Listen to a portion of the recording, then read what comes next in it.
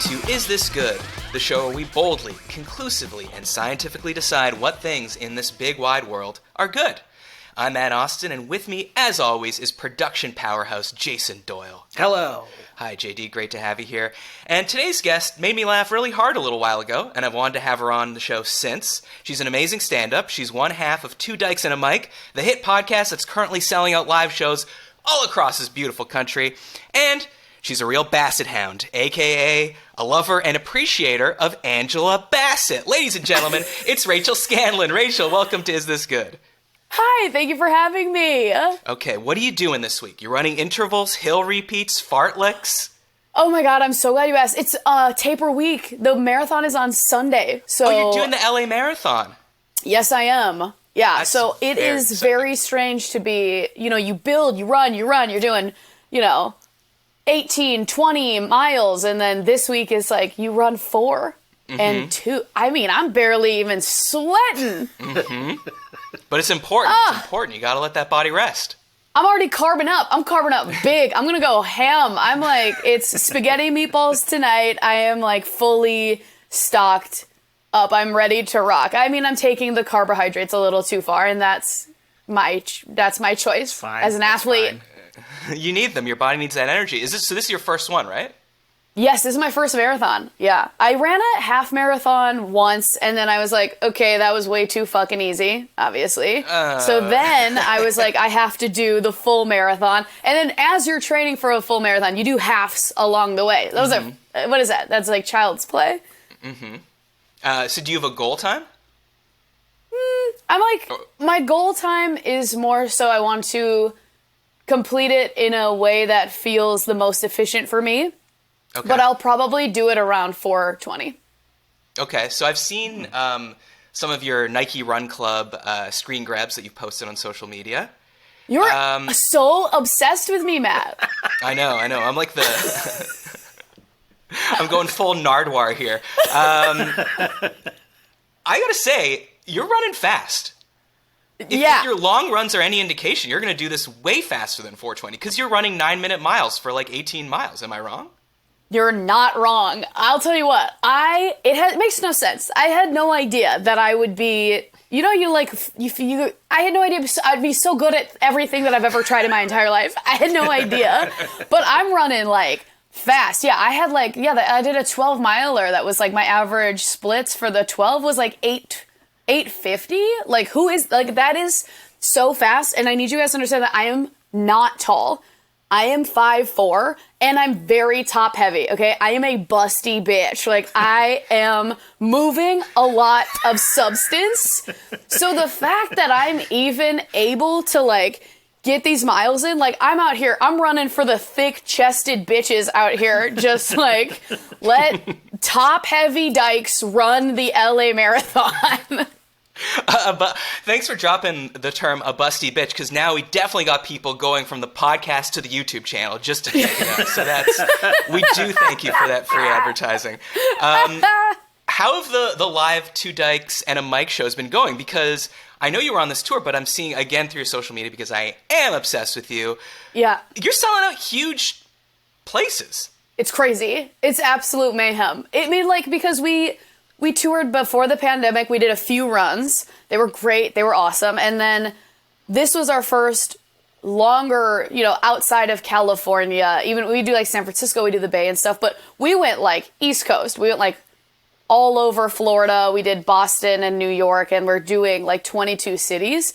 And first time back since the pandemic. And it's crazy. I mean, lesbians are out here getting buck wild. And it's been really...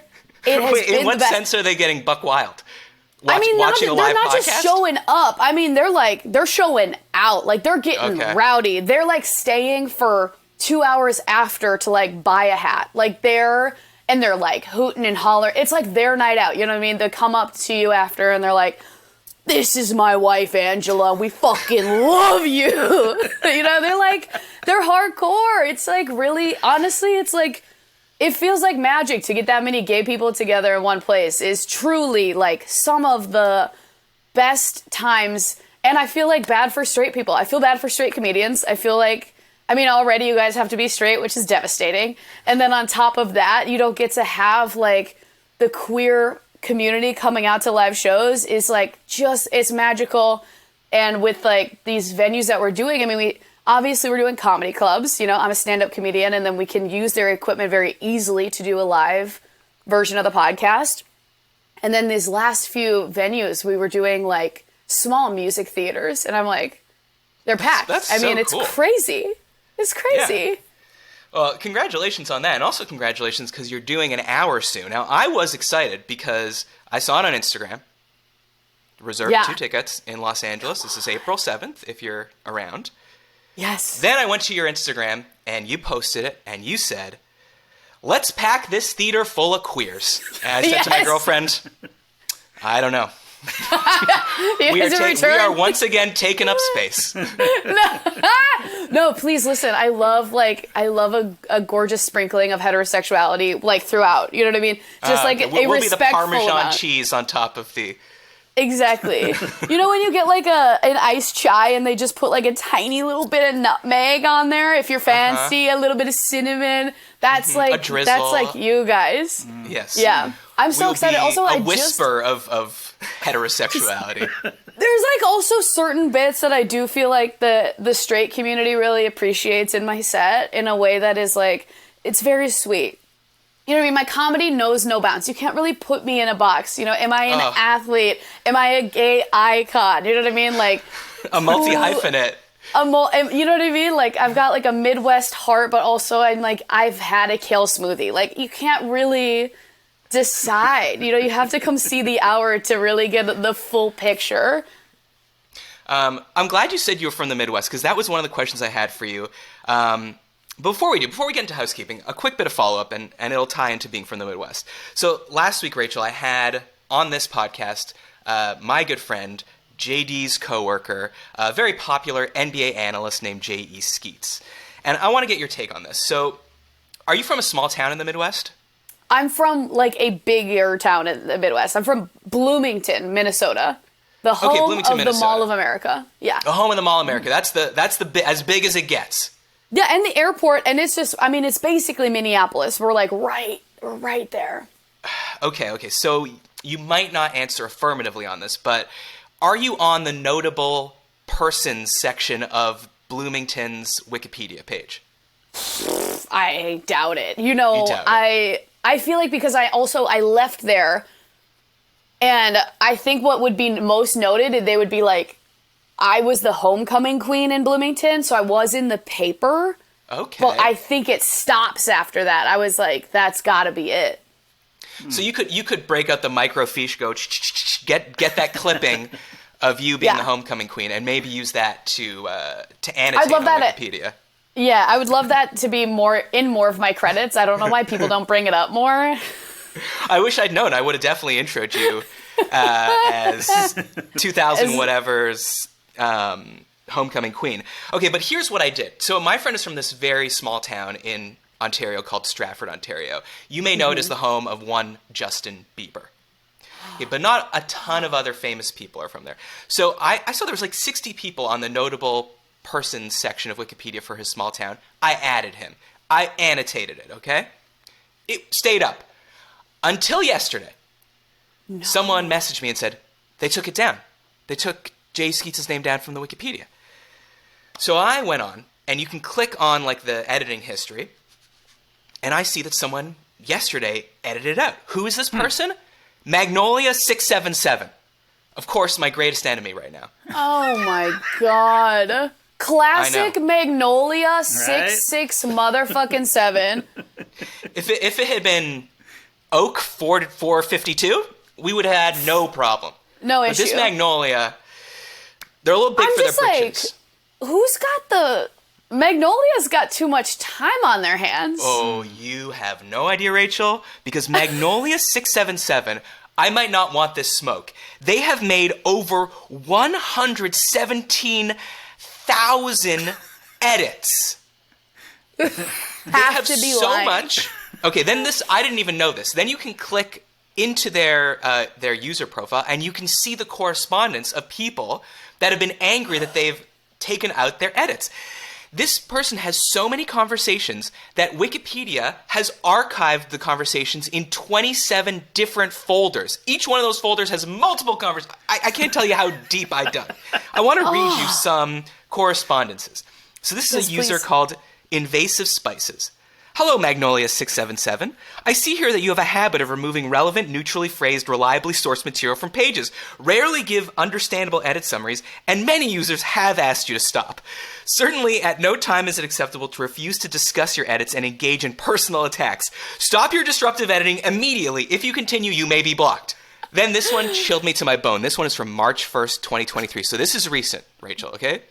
This Magnolia is still on their fucking game. Weaponizing Architecture writes, Hey man, I've noticed a pattern in which you seem to be trying to revert various edits I've made. It almost feels targeted, since no one else has been doing it except for you. The reasons tend to be kind of nitpicky from what I've garnered. Could we talk about this? I want to resolve it. Magnolia responded to this one. They said, I have about 10,000 cities and towns on my watch list, and I frequently revert edits that do not seem to make an improvement. So do you know what I'm dealing with here, Rachel? Wow. This person's got 10,000 cities and towns on their watch list, including Stratford, Ontario? What kind of a psychotic person is this? That's too many cities. I'm like, Magnolia is a menace to the internet. Or, I don't know, then I started thinking about it like in a villain is the hero of their own story. Is Magnolia making Wikipedia safe for all of us? Like, do we want weaponizing Architecture's edits? Do we want Invasive Spices edits? Maybe they're making it worse, and Magnolia is actually making it better. You think Magnolia is like the guardian of all that is factual on the internet, like doing the work, like the vigilante of the keyboard, just guarding? They're like the sheriff. They're like the Wyatt Earp. They're like the Wiki Earp of... I mean, to be fair to Magnolia, you did add the guy's name as J.E. Skeets. That's his professional name, and then I put his real name. It's his alias. He's been in the New York Times. He's been in GQ. He's been in the Washington Post, okay? Yeah, but Magnolia only sees Skeets. It's like, this can't be real. Delete. That's it. Okay, well, anyways, the end of the story is that please email me at isthisgoodpod@gmail.com if you know how I can win this Wiki War, because I'm willing to go to the mat for this. But I need to know, like, what kind of annotations do I come at Magnolia with? Because I don't just want to fight this war. I want to win it. You're dealing with a sociopath here. Okay, you're really agree. getting into, like, their court. You know what I mean? Like, this is their house. They have spent hours and tens and thousands of times doing this. Like, you have to come ready to rock. You know what I mean? Like, this isn't just some like troll who runs around commenting. Like, this person has like what they believe is the right on their side. Yeah, you know I'm stepping into their dojo. So if I'm not like a black belt, best not even enter. Yeah. I love how these other people are talking to Magnolia like so. Like, this is the most polite internet interactions I've ever heard in my life. Like, they're like, hey, I don't want to upset. I don't want to ruffle any Magnolia feathers. But why is this like, these people are so sweet. I know. It's if you want to feel good, if you're lonely, edit something on Wikipedia, and then you can have like a years-long conversation with a stranger, just going back and forth. Okay, just a quick bit of housekeeping. Only one item this week. Please join our brand new Patreon. Some of you have already subscribed. We really appreciate the support. If you subscribe, you'll get cool stuff like exclusive audio and video segments in every single show that non-Patreon people won't hear. So today's the first episode where that's happening. We're going to do a Patreon within the show that's just for the Patreon sickos. You get access to our Discord where you can argue over whether things are good with fellow listeners, aka strangers, who I hopefully are as polite as Wikipedia users. You can do a live stream hangout where you can ask JD and I questions about anything you want. First one of those is happening March 30th, so sign up before then. And you can even get credited on the show. So go to patreon.com/isthisgood. Be part of the ITG stream team. You guys are the best. If you have questions about Patreon or want to send me topics for a future show, hit me up at isthisgoodpod@gmail.com. Rachel, you have a Patreon. It's fun, right? Oh, God, yeah. It's the best. We host like a monthly lesbian game night, and it is a blast. We play Jeopardy. I mean, we get... What is that? It's Jeopardy, but lesbian trivia. Like pop Wow. culture, Jeopardy, there's like words. Yeah, well, I have to say, I did get that part. I just didn't know. Okay, thank God. Yeah. Yeah. I know you guys. I know you guys are from Canada, but hopefully you know what Jeopardy is. Okay, Rachel Alex Trebek's Canadian, actually. Yeah. Oh, shoot. Yeah, we know. Why is everyone Canadian? I don't know. I don't know. It's just on this show. All right, the premise of the show is very simple. I'm going to give you a topic, and you tell me if it's good. Here we go. The first topic is James T. He asks, video calling before a first date. Is this good? And he continues in his email, I recently had a FaceTime call with a woman I met via a dating app, and prior to a scheduled dinner date, to ensure that we were real people, since bots and fake profiles run rampant, we met on video. We didn't get along too well over the call, but I thought it was just first-time nerves and the awkwardness of a video chat. I was severely wrong, since the actual date was definitely worse. So Rachel, start us off. Video calling before a first date. Is this good? It is the opposite of good. It is the worst. Okay. Really? Let me ask you, did you date during the pandemic at all? No, I've been in a relationship since before the pandemic. Same one, if you can believe that. I can. But I did not have to do. I mean, listen, I'm very blessed. My girlfriend is like a perfect angel, but we met on Tinder. Like we are app daters, and we were long distance as well. So we're not like disfamiliar with having to use technology to get to know somebody that you're going to potentially hook up with. However, imagine, the audacity of sending a Zoom link, or even fucking, if it's on Teams. If it's on Teams, you're never having sex. There's that, okay? But the audacity of being like, let me put you in my Google Calendar is so deeply unsexy to me because it's too formal. Everything that we use video chats for are like telehealth and like business meetings and stuff. Like it takes out, and what is it, in the middle of the day? Do I have to see what you look like in the daytime? Are you gonna like light a candle? If I had to put on my eyebrows for a Zoom and we're not even gonna kiss each other because we're on the internet, that's a waste of my time. I cannot. And this is the risk of dating. Sometimes, see, you know what happened with this caller? They did 2 bad dates when it could have been 1 bad in-person date, because you know right away. You have to smell somebody. You have to get their essence, the pheromones. You know what I mean? You can be a freak from here. Like, there's not enough. And also at the same time, it's way too much. It's way too intimate to be that close to somebody through a computer. I think it is, you're shooting yourself in the foot. And with dating, even sometimes if there's bots and people, it's a scary world right now. But I would much rather have a terrible interaction at a place where I can be like, well, now I can have a drink or whatever, versus just closing your laptop. And it's so sad. It's too sad. Well, I would say closing the laptop is satisfying in the way that we don't have the phone slam anymore. Closing the laptop is kind of the last, like, you close it, and then even though no one's in your apartment, you make that face and you go, ooh. Yikes. That was yikes. If you give it a good slap, too, that is kind of like, ugh, that's drama. Yeah. Exactly. What I'll disagree with is this person saying they wanted to FaceTime because, there's bots and fake profiles. I don't think that's the reason to do it.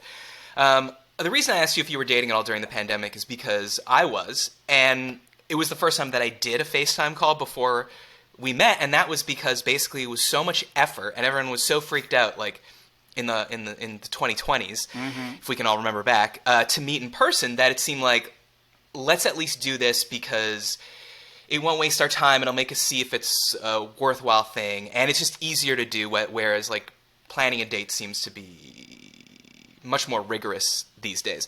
And I did honestly find it to be helpful because you'll know without leaving your house. I totally agree. You need the tactile, you need the sense, you need the musks. Yes. But it'll tell you if you have if you can't talk to a person. I think that will tell you something. Yeah. I did, like this guy said, he thought, okay, it was just an awkwardness because of a video call. I've had that same thing happen to me where I was set up with someone, spoke to her on the phone, and I don't know why, but she was actually from Canada. I was visiting my parents. I was on my U.S. Cell phone. She was on a Canadian phone, and it sounded like there was a delay because she kind of kept interrupting me, and I was like, oh, that must be because we're on, like, different networks or whatever. It wasn't. We met up, and she just straight up interrupted me for, like, 2 hours. So, yeah, that's not great. But, JD, I know you haven't dated in a very long time, but does doing a video date before you bother to meet up sound like something you'd be interested in? No, not really. I mean, I gotta see the ass. It's just that simple. Even no matter how bad the video call goes, I'm still gonna go through with it. So respect to the Why can't you ask her to turn around? Well, stand up and turn around. I would say, Rachel, what's that book on your bookshelf there? Is that... and then just make a... There's like... I think...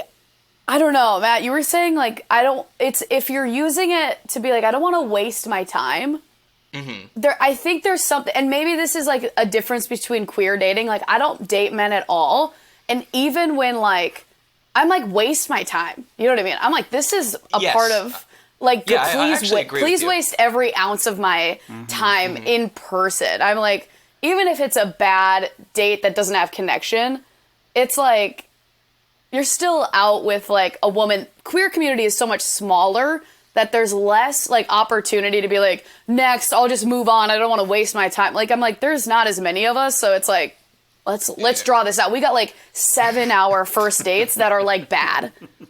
Right. You really got to give someone a shot, because it is like living in a tiny town that you can't leave, in a sense. But what do you think about... a heterosexual woman that she might feel safer seeing someone on video first, so it's not like a stranger from the internet the first time you meet up?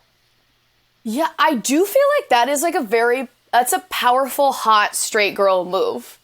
You know what I mean? Like, if I feel like that is like, listen, I've got so many suitors, and there is that, like, men are freaky. You know what I mean? Men are like, what do we do? Yeah. Like, I have no idea what's going on. So if there is, like, the aspect of, I genuinely don't have time to waste, and I want to make sure that you are legitimately who you are. Like, I guess if you've been catfished several times, if you've been on the cast of 90 Day Fiancé for multiple seasons, and you're like, I gotta tighten up the ship, that might be a way to, like, get some legitimacy before you go on a date with a man. Possibly, yeah. Yeah. So, Rachel, before the show, we poll the people on Twitter just to get a sense of where everyone is. And 78% of people said video calling before a first date is, they're on your side, not good. Okay? You win that one. Wow. Let's go. That's your first win on non-lesbian game night. It feels really good to be a winner so far. All right, next question. Ken E. asks, okay, this one's a weird one. Doing the rock, paper, scissors action when you win, is this good? So Ken writes, what I'm saying is, if I throw scissors and you throw paper, should I be cutting paper? Yeah. Oh my God. Like Uncle Joey from Full House. So that's the most obvious one. And then the rock is what? Smash the paper? No. Smash the scissors, and then the papers cover the rock. Right, okay, yeah. Let me ask you this, Rachel. Do you have a strategy when you're going into rock, paper, scissors? I always scissor, and I know how that sounds. On brand. I know that it sounds like a thing, but I do believe that, like, people overthink it, and I want to go in. I want to go in knowing who I am, knowing what I'm about. I don't want to have to make a decision in the moment. I go in strong, and now don't play this game with me if you've heard that, because you're cheating. But I'm coming in strong with the ones and twos every time. Is that like a thing in the lesbian community you're saying, where it's like, you go scissor, they go scissor, you go scissor, they go scissor? It's a bit of a standoff, and we just look at each other like, oh, really? Oh, really? Bisexuals go back and forth between rock and scissor. And then, obviously, we all know heterosexuals hit them with the paper, I believe. I don't know. Yeah, I feel like there is something very playful about the person who will do the act out after the match, if you will. Yeah.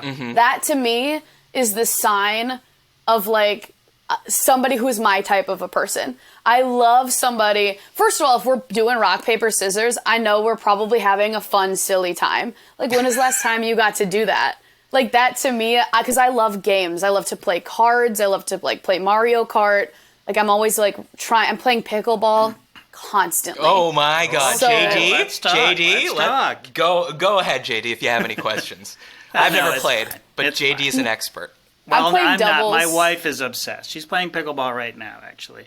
Every day. love 3 hours your a day, wife. Rachel. It's a problem. Her name And is her Rachel name is as also well. Rachel. Yeah, isn't that interesting? Look at you, JD. We're very And connected. she slept with many, many women. So there's Oh my that God, as well. she's So, that Rachel. Yeah,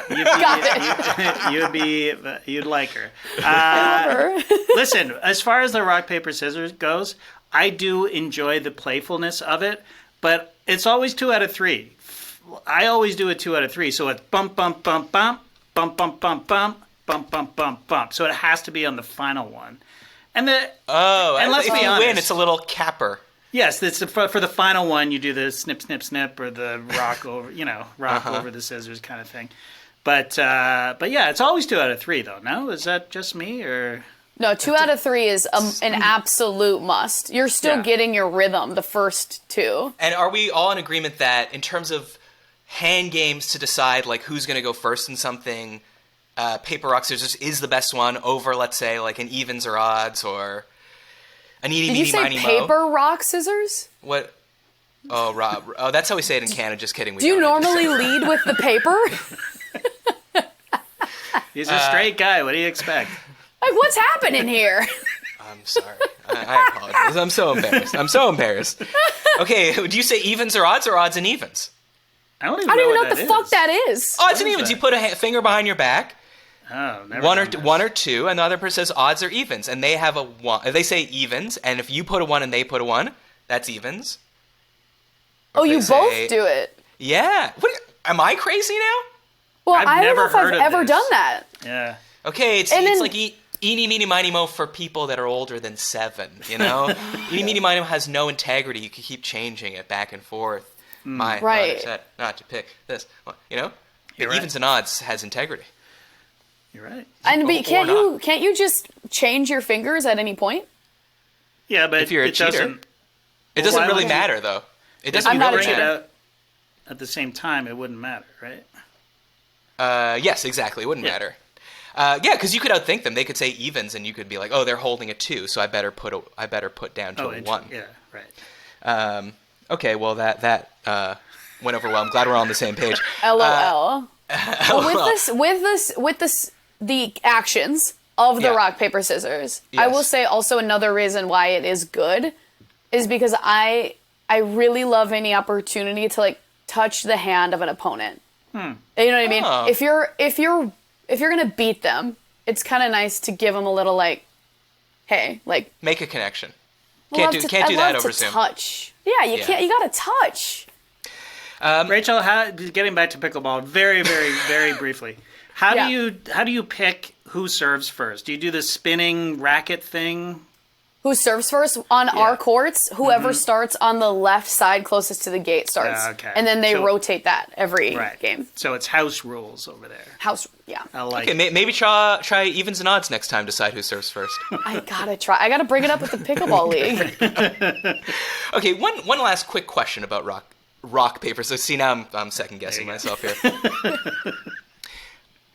I've never fully understood, like, if someone is menacing you with scissors and you have a rock, you could bash the scissors, and now the scissors shall no longer threaten you, right? If someone Yeah. is menacing you with a piece of paper, which is hard to imagine, but let's say they're trying to paper cut your throat. If you have scissors, you could cut that up into tiny pieces. You've neutralized the threat.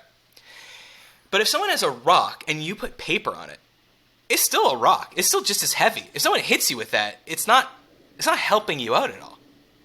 That's a really good. That's Now a that's really, just really a great hack comedic premise for you, Rachel. That's a free one. You can workshop that. I like that. I'm gonna put it in the hour. I have been honing this hour over the last 5 years of my life, but I great. do think the rock paper scissors bit is going to kill. Maybe closer. I think that could be a closer. I definitely am closing with. What's the deal with paper going on top of rock? Am I right? Okay. Did you know, maybe you could add this one, because I did a little bit of research. I thought to myself, there's got to be another country or culture that uses different things than rocks, paper, scissors, because it seems so arbitrary. First one I found on Wikipedia, hopefully not edited by Magnolia677. Magnolian. The scissors are replaced by birds, and the open palm is not paper, it's water. Okay, how much better is this? Bird beats water by drinking it. Yeah. Stone beats bird, classically by murdering it. Bludgeoning it to death. And, much better, stone loses to water because it sinks. Threat neutralized.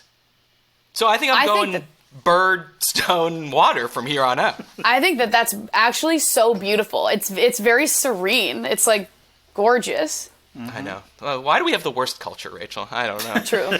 66% of people say doing the rock, paper, scissors action when you win is good. So we're all in agreement there. Rachel, when people need help navigating life's biggest decisions when they're lost, confused at a crossroads, they seek our wise counsel, and we deliver an airtight verdict. It's time to settle this. So remember, if you need advice or have found yourself in a pickle, email us at isthisgoodpod@gmail.com. Tell us what's going on. We will help you, just like we're about to help this person. And Rachel, I know you take advice questions on your podcast, so I know you're going to be perfect on this. Oh, All right, yeah. here's the email. Hi, guys. Back in the late aughts, hey, we're going back here. Back in the late aughts, my roommate Paul and I were eating way too much pizza. One Sunday, after ordering and devouring another entire medium pizza each, okay, editor's note, that's not that much pizza, but whatever. We decided we needed to change, so we made a pact. No pizza for 2 months. We devised a plan to hold each other accountable. If either of us ate pizza during the 2-month ban, we would have to pay the other $200. We agreed the ban included pizza and other pizza-like products, including but not limited to calzones, strombolis, and panzerottis. Enforcement relied on the honor system. A couple weeks later, I went to Subway for lunch. Back then, I would usually just order the sub of the day. On this day, it happened to be the pizza sub. Is this considered a pizza product, I wondered? No, it's just a sandwich, I concluded. So I ordered it, and I ate it. In the spirit of transparency, I told Paul afterwards. I said I wouldn't have ordered it if I believed there was any chance I was in violation of the terms. Paul's response? You owe me $200. Over the last decade plus, we have never reached a consensus. I remain adamant I did nothing wrong. The only thing a pizza sub has in common with pizza is its name. It's essentially a cold-cut sandwich with marinara sauce. If it was just called Hot Italian Sub, would this even be a controversy? I maintain that in order for something to be considered pizza-like, it must basically be pizza with a different name, like flatbread. For his part, Paul insists that a pizza sub counts because of the name and the fact that it shares some ingredients with pizza. Who is right? Did I lose the pizza bet or am I innocent? I look forward to the voices of authority settling this once and for all. Cheers, Tim from Toronto, and he added, P.S. In case you think this matters, the toppings of my pizza sub were lettuce, tomatoes, onions, banana peppers, mayo, salt, and pepper. I'm aware many people would consider this gross, but my grossness is not on trial here. So, Rachel, any questions about this email before we get started, or you think you got it down? I mean, I think I've got it. I think I am understanding Tim and his roommate, right? Yes, Paul. Tim and Paul. Tim and Paul, the pizza heads, the pizza boys. Oh. Wow. They love that za. They cannot, they're eating too much of it. They're going crazy. Also, They're eating the like, whole medium pizza. 2 That's months. not a lot of pizza. No, 2 months is, what, 8 weeks? Yeah. Yeah, 60 days. Unless it was February. Here's what, I think it's very interesting that they had laid down such specific ground rules beforehand.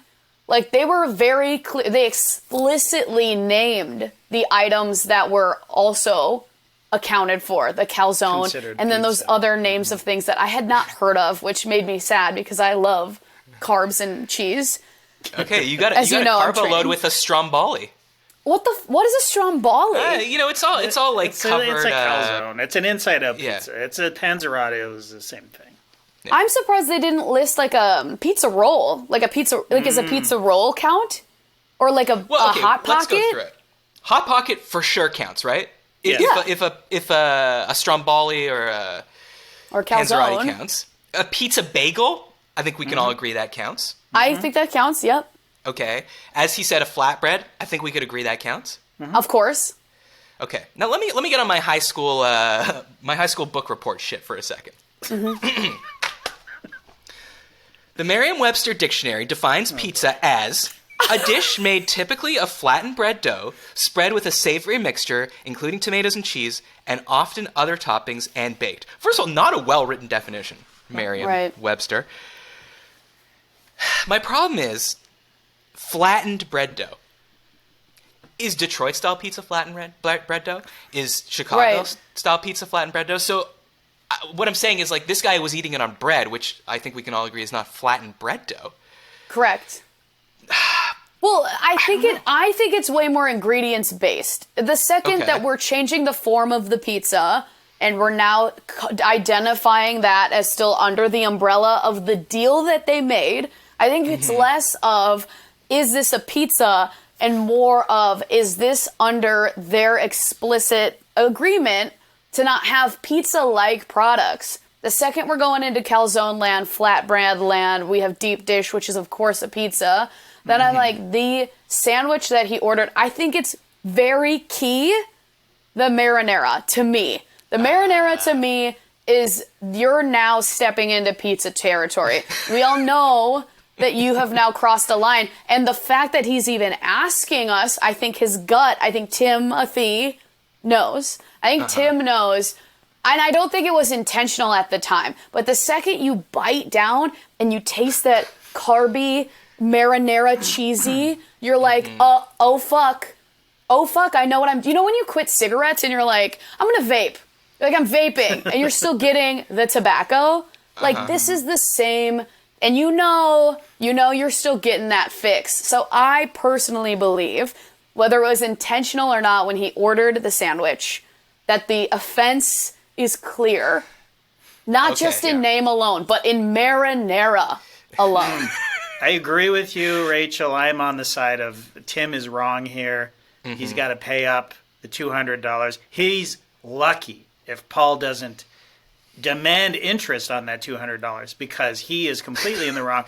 Although I will push back a little bit on the sauce part of it, because you can have an Alfredo sauce, a creamy sauce on your pizza. You can have a barbecue sauce on your pizza. It's still pizza. Yeah. But this guy, Tim, has the audacity to go into a Subway. It's in the name. Pizza Sub. Okay, let me push back on that. It's bread, it's marinara sauce, it's pepperoni and cheese. Yeah, and it's probably melted. It's probably toasted. Yeah, you would assume. Yeah. Okay, now let me ask you this, JD. You said it's called a pizza sub, so therefore he lost the bet. If I tell you, I'm trying to phrase this in a way that makes any sense, but let's say you love lions, the animal. Yeah, okay. And I say, JD, stop looking at lions. Okay, and you say, okay, I agree. I will make a bet. I will stop looking at pictures of lions. For 2 months, I'm not going to look at another lion. And then one day you look at a picture of a sea lion. Okay. Did you break the bet? Interesting. They're both called lions, but I don't think you broke the bet. If I tell you you can't go to Paris anymore, Paris, France, and you go to Paris, Texas, did you break the bet? They're named the same thing. Okay. So I think there's a little more nuance here. Though I do think there's a sea lion and then there's a lion. They're two different things. Well, there's a pizza sub and there's a pizza. There's a Paris, France, and then there's a Paris, Texas. You tell me there's a Dove chocolate and there's a Dove soap. I've made that mistake more than once. Yes. Thank you very much. I would say both delicious. Yeah, I do think Tim is wrong, but you can push it like in a million ways. Like, for instance, a mozzarella stick, which is cheese, breading, and then you're dipping it in marinara sauce. I don't think anyone would say that's pizza. You could have like these perverted people that are doing like dish hacks on Instagram where they're like, hey, tired of pizza or want to have a healthier pizza? Just take this slice of zucchini in half, put tomato sauce on it, and then melt cheese and put it in the oven. Is that pizza? Rachel's not carb loading with that before her. Yeah, that's not going to cut it. What about a cauliflower crust pizza? Yeah, I mean, well, that's circular, but it's not dough. I guess it is dough. It is You know dough. what? I don't know, but I Yes. think we can say we've settled this. Yes. I think we're all in agreement. We're all Tim, in agreement in different ways. Tim You owe is Paul wrong. Yeah. $200. Yes, Can I throw in a little hot take? Yeah, of course. Pizza, slightly overrated. Oh my God! Well, we can't do this, JD. We don't. I mean, like 2 months without pizza, easy. I could do a year easily. Yeah. Why didn't he eat lasagna? Lasagna's right there. No one's going to tell you lasagna's pizza. It could scratch a similar itch. Rachel, you disagree. I think if you're eating it with your hands, it's pizza. There, I said it. Anything you eat. Okay. Chicken wings is pizza. I actually agree with that. That's a great take. Potato skin is pizza. Tacos are pizza. What if you taco the pizza? Yeah, that's now double pizza. Yeah, that's... Oh, okay. Yeah. All right, we've got more topics to get to. We'll explore them now in our gently paced speed round we call the Chaotic Good. And this one's for Patreon sickos only. To subscribe to Patreon, go to patreon.com/isthisgood, and you too can hear the full episode. If not, we'll catch you on the other side of this.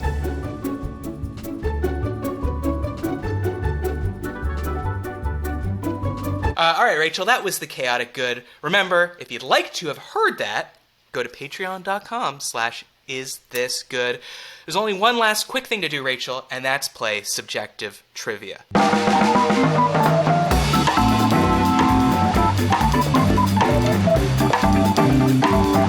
So, Subjective Trivia is just like regular trivia, except only I know the answer. So this is where I'll ask the guest a question that has no factual answer, even though I insist it does. So, for example, last week I asked, what's the best Girl Scout cookie? I had an answer. My answer today is written on this card. That's not the question. But I am excited, Rachel, because on your podcast, you have your own version of Subjective Trivia. Do you know what I'm talking about? No. She's thinking. Who tops who? That's Subjective Trivia, right? Oh, wow. Yeah, it is. It is. Okay, can you briefly explain to JD how that works? Who tops who? We grab, we take two people, but sometimes entities or outfits, and we put them against each other, and then we crunch the numbers, and if they were to bone or boink each other, who hypothetically would be topping and who would be bottoming. And we discuss it and we figure it out. And there is a definite answer as well. Right. Okay, so it's exactly the same. Like, one I saw online you did was Annabelle and Megan. Annabelle, that horror doll that comes to life, and Megan, the robot horror person. And I believe you said Annabelle tops Megan. So there's an example. So today's Subjective Trivia, Rachel, very quick, very simple. JD and me, who tops who, based on the way this podcast has gone. I think we all know your answer. I have mine written here. Me versus JD, who tops who, Rachel? Oh, wow. This is really beautiful. Because, and I really think about it. You know what I mean? That's the thing. I really got to paint a scene.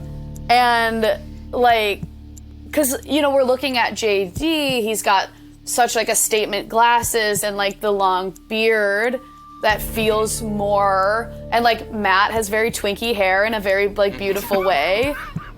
But I do... believe. But now, before you answer, much like video dating, we've never met in person, so you don't know our sizes. Do you want to know our sizes, or do you feel like that'd be cheating?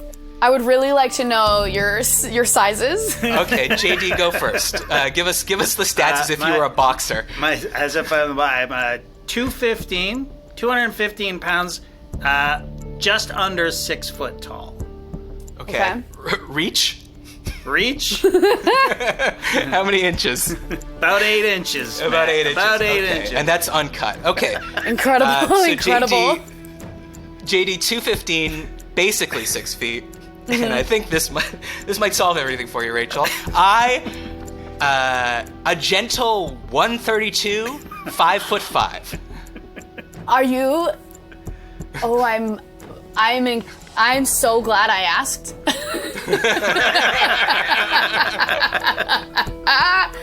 I mean, it's pretty clear what's happening in this room here. You know what I mean? I do believe that JD tops in a way that's very loving, like a service pleaser, you know what I mean? And Matt would put you in a receiving role, but I see it in a way that there's eye contact, you know what I mean? There's respect, and also probably a give and a take, less of a power bottom and more of a loving, subservient, gorgeous, worshipped, you know what I mean? Really glorious type of catcher position, but in a very, very nice, respectful, like there's not a power dynamic type of a way. You know what I mean? And everyone gets theirs. Everyone is getting their rocks off. You know what I mean? I think it's great. Honestly, I like it, and I think it's good. Okay, thank you for thank you for painting that picture. I mean, if it also helps, JD is actually 10 years older than me too, so he's True. he's definitely teaching me too. I usually ask JD if he agrees with the guest, but he's too close. I can't ask him; he's too biased. Rachel, you are correct. The answer is JD. I'm clapping because you got it right, not because I'm on top. But Right. No, you got it right. I mean, look. I As the host, perhaps one would think maybe I'm in control here, but we all know who's really in control. It's the man fiddling all the knobs. It's the quieter ones. It's the ones that are just behind this. Yeah, I mean, we all know. I can't wait for my mother-in-law to hear this. It's truly nothing your mother-in-law hasn't heard. That's absolutely right. Shout out to Norma. Rachel, where can people find you? You can find me at Rachel Safety on Instagram and TikTok and Twitter. And if you want to see my show, it's 2 Dykes and a Mic, and that's our handle for Instagram and Twitter. And we have a website if you want to see us live, but those are in the links of all of our bios. But coming up, we have 15 more cities just added, so chances are we'll be close to you if you want to see live stand-up comedy and a very fun queer live show. That's where we're at. And if you're in LA on April 7th, I'll be taping my special at the El Portal Theater. Yeah. And I might be there. Unless we can find 2 deserving queer people to give our tickets to. Now, JD, I know you're going to Atlanta, I saw. So, JD, that could be a night out with Rachel. I mean, you're Rachel, but watch out. Double Rachels. I mean, bring your wife. Let me play her in pickleball. Oh, yeah. Yeah. All right, let's do it. I'll bring my racket. That's fun. Yeah. Okay. Bring your racket to Atlanta. If you have topics, tweet them to me at StartersMatt or email us at isthisgoodpod@gmail.com. Remember to rate us on Apple Podcasts. Subscribe on YouTube. That's where you can check out Rachel, which you will want to do. Thanks for listening. Thanks to JD. Thanks to Rachel for coming on. Thanks in advance for leaving a 5-star review for everyone. I'm Matt Austin, and this was good. We'll see you next week.